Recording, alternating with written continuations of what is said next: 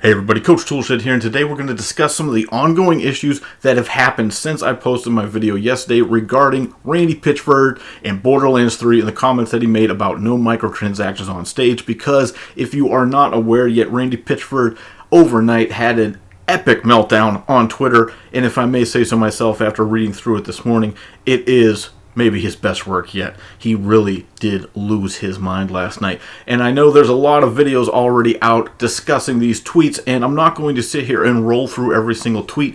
My feelings on it are, if you want to sit there and read through his Twitter feed, you could just go to Twitter and read through his Twitter feed, get it firsthand. So I'm not going to sit here and read you tweet by tweet. I'm going to go over some of the stuff that he said in there, but what I'm going to do mainly in this video is discuss the subtext beyond this surface level tweeting, beyond Randy Pitchford having a meltdown, going after a games journalist in Andy McNamara from Game Informer. We're going to get into that later in the video, but the subtext behind these tweets is what I really want to get into, because it shows you really the true nature of what goes on when it comes to promoting video games and the nature of the relationship between game publishers, game developers, and the media. And if you're unfamiliar with what I'm talking about, basically yesterday I did a video discussing Borderlands 3, having a presentation that they did yesterday, and Randy Pitchford was on stage. They had discussed a lot of the stuff about gameplay. They showed off a lot of the gameplay itself, and they allowed some streamers to play the game. So overall, it was not a terrible event, but they discussed some stuff regarding the monetization of the game, and Randy went into some details about how they were planning on probably having some Season Pass DLC, and that they were going to be handling cosmetic skins and weapon skins and stuff like that, similarly to how they handled it in Borderlands 2. That part is important. We're going to get back to that later, the way he phrased that. But what happened after that is he also uttered a phrase that there was going to be no monetization in the game. And what happened is, as I reported yesterday, there was many media outlets that ran with headlines saying Randy Pitchford says no microtransactions in Borderlands 3. There was all sorts of headlines. I was talking about this yesterday. And the fact of the matter is there actually is going to be microtransactions in the game, and the fact that all these outlets ran with the story from that one quote is what led to the confusion here. Now, Game Informer put out a tweet yesterday discussing the fact that what Randy said on stage with the line about no microtransactions doesn't line up with the fact that there actually is microtransactions in the game, and this is the point of contention, and this is where Randy Pitchford went off the rails. And he's actually still going off the rails as I record this. He just tweeted out to someone, "I understand we define the word microtransactions differently. That's fair. It's a new word." And then he goes on, "A language has to be interpreted. Interpretation requires one to use context for understanding." Oh, okay, Randy. Okay. You define the term microtransactions differently. No, microtransactions are very clearly defined. Everyone knows what they are. Cosmetic skins most certainly are microtransactions. We're not going to let you try to change the definition of the term just because it doesn't suit your marketing purposes, Mr. Pitchford. All right, this is just absolutely absurd. And this is what led to the meltdown. Because in his mind, he was perfectly clear on stage. And to be fair, yes, he did discuss certain aspects of them having DLC or not, and discussing the cosmetic items. Yes, he did say that on stage. But the fact of the matter is he had people running and believing the story that there was no actually microtransactions in the game, because that's what he said, because he's trying to change the definition of the word. And I know Randy Pitchford thinks he's a great magician, but I'm not going to let him wave a magic wand and try to change the name microtransaction to mean something that suits him better when it comes to marketing to the public, because that is just complete and absolute nonsense, and everyone knows it, Randy. Everyone knows it. It's not an illusion, Michael, all right?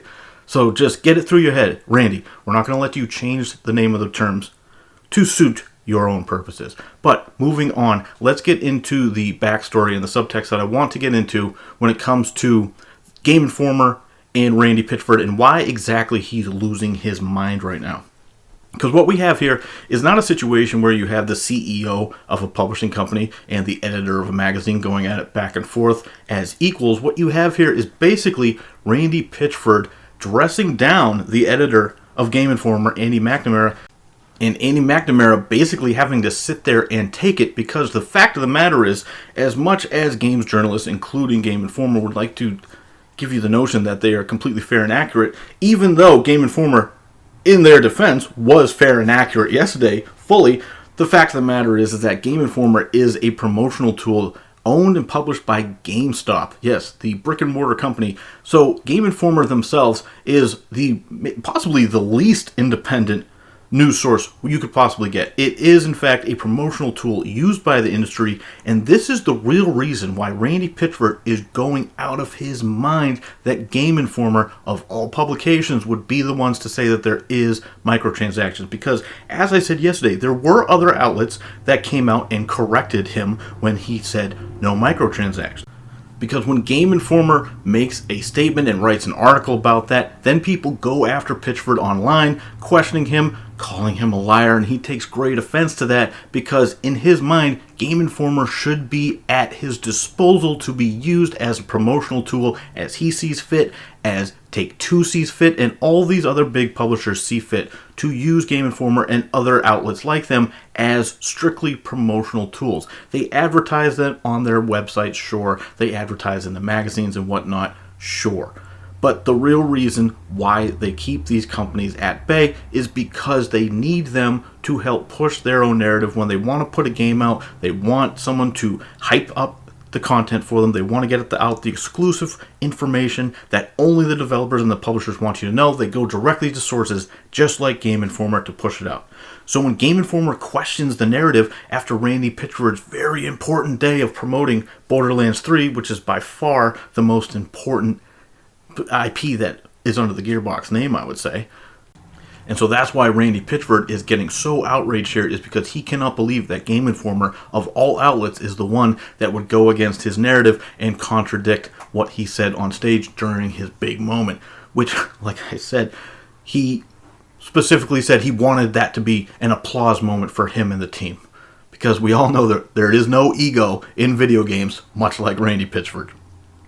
And then he started playing the victim again, trying to pull out the narrative that he's been using for several years now, where he blames anyone who covers any type of games in the media as basically being a leech on his back, because he's the talent, he's the one who makes the products, and they're just sitting there talking about it and making money off the sweat of his brow. That is exactly how he views it, and he said as much last night. He also is upset that now he thinks that people have sullied the reputation of Borderlands because, in his own words, Borderlands is the gold standard when it comes to monetization. He thinks that they just do it the best. He seems to think that there's no dispute. Of course, when it comes to Randy Pitchford, he loves talking in superlatives and hyping himself up. He still tries to claim that Aliens Colonial Marines is a good game.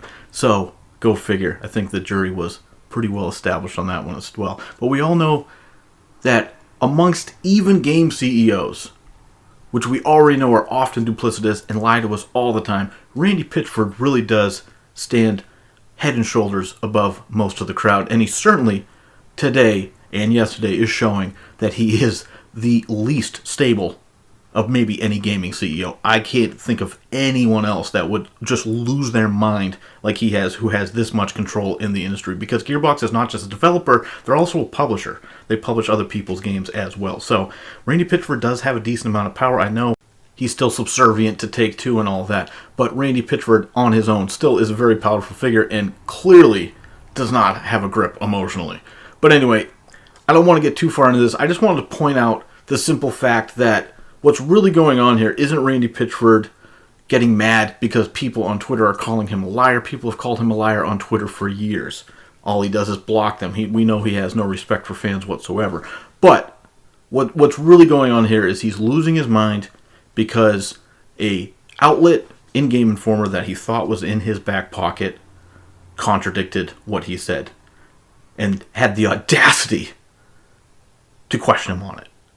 As he called it, doubling down on their clickbait lies. That's just absurd. No, Randy, see, they were actually printing an accurate article for once. The media was telling the truth yesterday, calling you out for your nonsense, and you didn't like it.